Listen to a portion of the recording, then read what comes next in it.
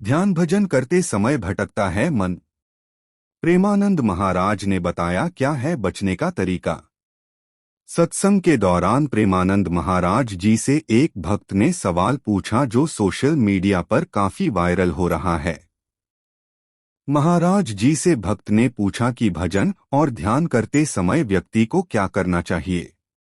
इस पर महाराज जी ने बहुत सरल और सुंदर जवाब दिया। आइए जानते हैं प्रेमानंद जी ने क्या कहा। प्रेमानंद जी भक्त के प्रश्न का जवाब देते हुए कहा कि ध्यान देते समय मन घुमा घुमा कर मोह माया की ओर आकर्षित करेगा। व्यक्ति का काम है कि मन को घुमा घुमा कर भजन की ओर खींच लाए। यही युद्ध है मन और व्यक्ति के बीच। अक्सर लोग मन जो मांगता है वही देने को तैयार हो जाते हैं।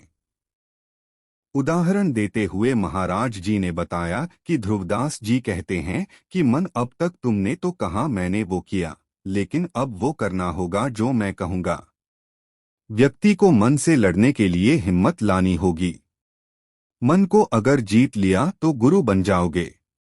मन का काम है जब व्यक्ति भजन ध्यान करेगा तो वो माया में फंसाएगा। व्यक्ति को इससे बचना है और भजन ध्यान इस प्रकार करना है कि मन का जोर कम हो जाए। राधा राधा का जाप करने से मन को जीतना होगा।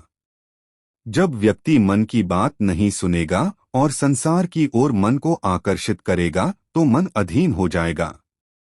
जिसने मन अधीन कर लिया वो साक्षात भगवान स्वरूप है। प्रेमानंद जी कहते हैं भोगने से सुख नहीं मिलता है बल्कि न भोगने से सुख मिलता है।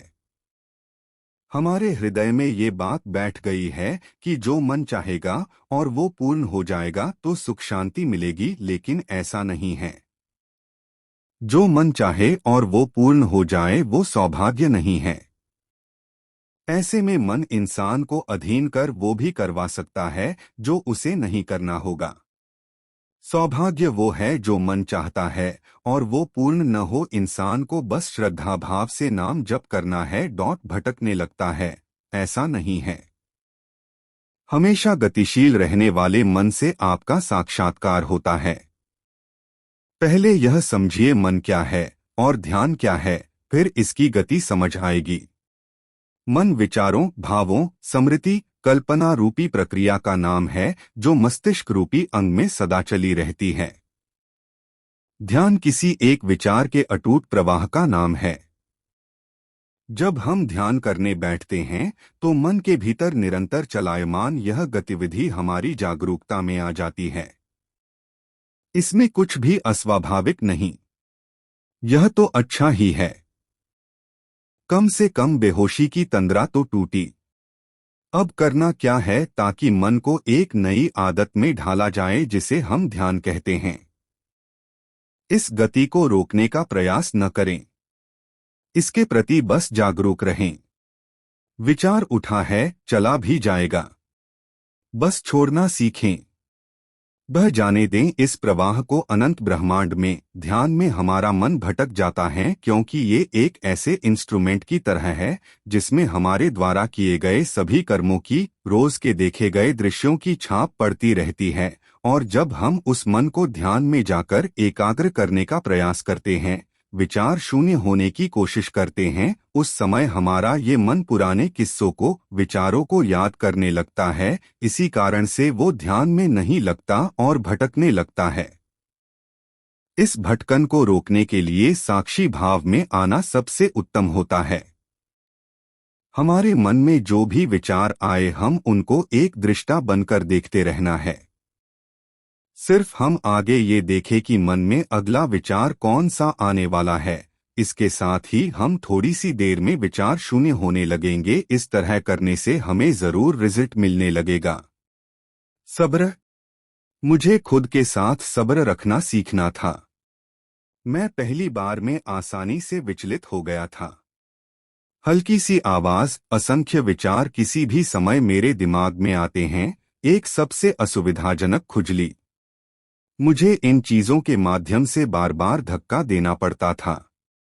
आज भी वर्षों बाद मुझे स्वीकार करना होगा कि कई बार मैं उस स्थान पर नहीं जाता, लेकिन मैं अभी भी कुछ समय के लिए उस स्थान पर बैठता हूँ, अपने आप को केंद्रित करता हूँ और अपने मन और आत्मा को देता हूँ कि मैंने क्या किया है, खुद इसे देने के लिए मेरे स्व की मेहनती और जानबूझकर साधना। सबसे बढ़कर मैंने खुद के साथ धैर्य रखना सीखा है।